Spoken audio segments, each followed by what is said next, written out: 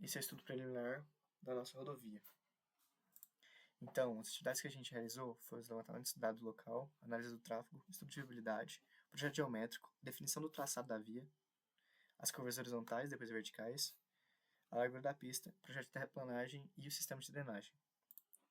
Então, com dados de anos anteriores ao nosso projeto, a gente conseguiu fazer a projeção do VDM, considerando 5 anos de estudo e depois 10 anos de projeto.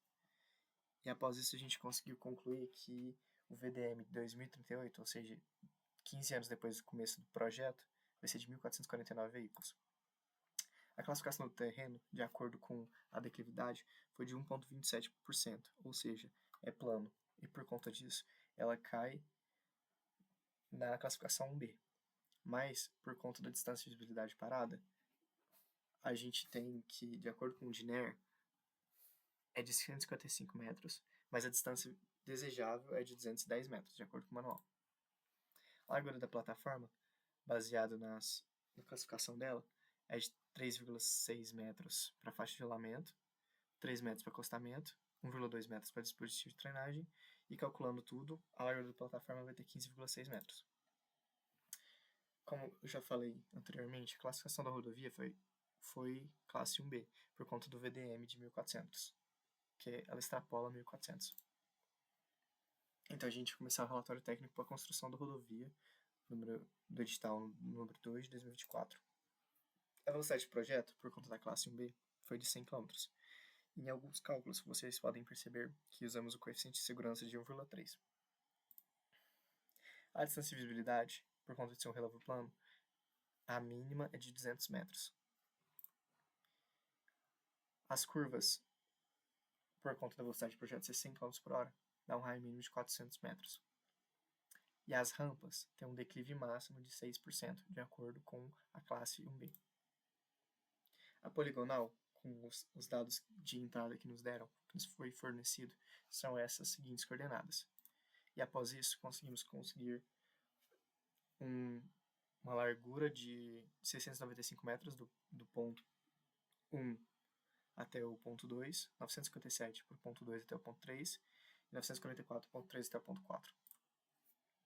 E o raio adotado, depois de curvas e colocando o coeficiente de 1,3 da velocidade, foi de 600 metros, o que extrapola cerca de 20 metros dos cálculos que encontramos, pois o raio desejado era de 580. Para facilitar as contas, adotamos 600 metros.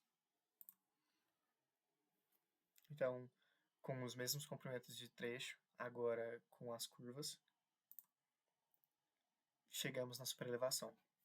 A superelevação adotada foi de 8% em torno do eixo, e considerando a velocidade do projeto readotado. No entanto, a nossa superelevação máxima era de 10% por conta da nossa classe, mas adotamos 8%.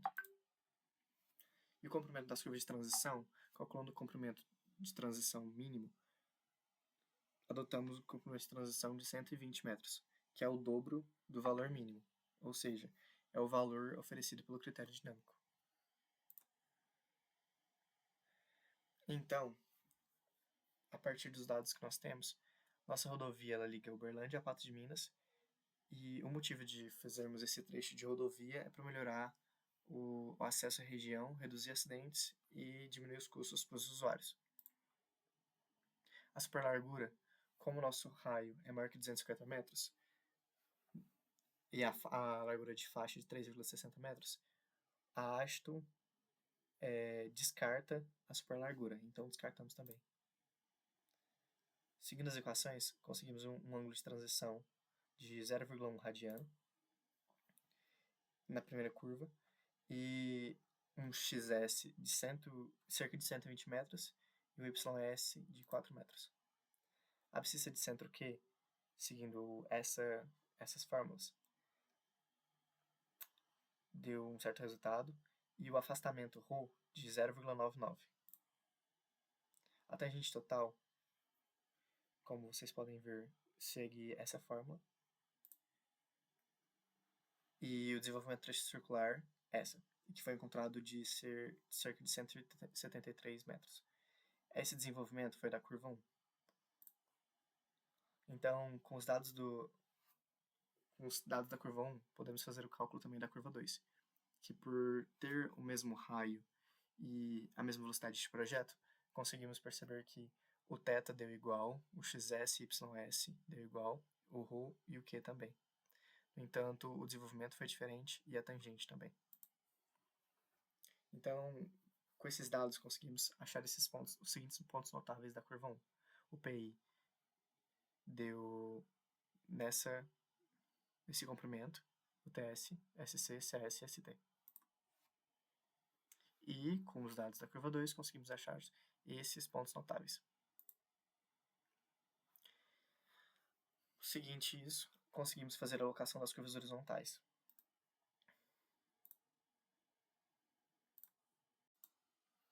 Ambas as curvas foram côncavas, isso porque a diferença de inclinações foi menor que zero. E para isso, calculamos o comprimento das curvas seguindo os comprimentos mínimos, sendo os critérios comprimento mínimo absoluto, comprimento mínimo de conforto. Agora, na terraplanagem, com os dados que o Civil 3D nos forneceu, os dados de cotas, conseguimos colocar no Excel e fazer o cálculo de áreas e volumes de acordo com o método de Gauss. E após isso, fizemos a compensação longitudinal usando a linha de Bruckner, para saber onde colocamos a disposição ideal do corte e aterro para a área. E após isso, conseguimos encontrar os custos de terraplanagem sabendo onde fica o bota fora, onde será aterrado e onde será cortado, e usando também a tabela ciclo. Agora, na parte da drenagem, analisamos a subbacia do Talweg que encontra a nossa via, e usando a área da bacia, o comprimento do Talweg, a inclinação do Talweg e o comprimento do Talweg, como eu já disse, a gente consegue encontrar o tempo de concentração. E com esse tempo de concentração, conseguimos encontrar a vazão máxima que encontra a nossa via. Com isso, conseguimos dimensionar os bueiros e fazer o orçamento do custo de drenagem.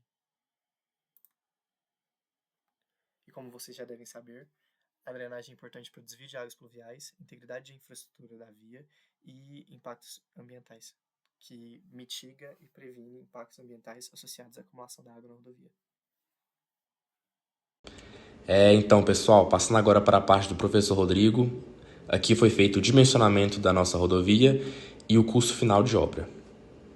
Primeiramente, foi definido o valor do CBR por uma equação disponibilizada pelo professor Rodrigo, que foi a soma dos últimos 3 números de matrícula mais 3. Com isso, nosso CBR foi 7.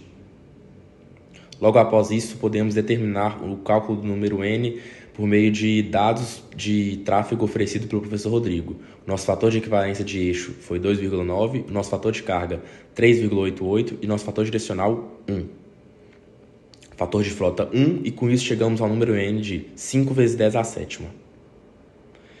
Para o pré-dimensionamento do pavimento, foi usado o método do DENIT, que a partir do número do CBR conseguimos achar a espessura que o pavimento deveria ter, através de um ábaco. Utilizando esse ábaco, com o nosso número N igual a 10 à sétima e nosso CBR igual a 7, achamos que uma espessura de 57 centímetros.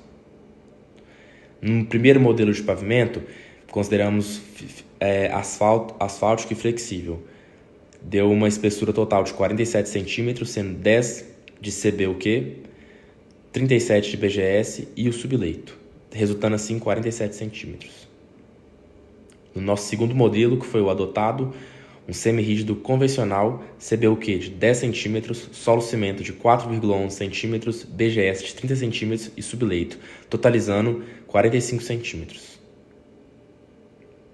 Com isso, foi feita uma análise econômica e mecanicista através de valores da ciclo 2 da DENIT 2016. Foi feita uma tabela de custos e, a partir do software Medina, fizemos o dimensionamento real. Com isso, chegamos a 5 cm de CBUQ, 5 cm de binder, solo cimento 10 cm e BGS de 30 cm e abaixo o subleito de 7 de CBR. A dosagem da mistura asfáltica, devido ao número N, foi considerado um alto tráfego, sendo assim foi uma mistura densa com agregado de até 12,5 milímetros. Com isso, conseguimos chegar ao custo final de pavimentação: 318 mil de revestimento, 288.852 de binder, 7.854 de pintura de ligação, a base de solo-cimento 393.218, a subbase de BGS 884.614, regularização do subleito 32.440, dando um custo total de R$ 1.925.500,22 e um custo por quilômetro de R$ 744.298,50. Então, muito obrigado pela atenção e forte abraço.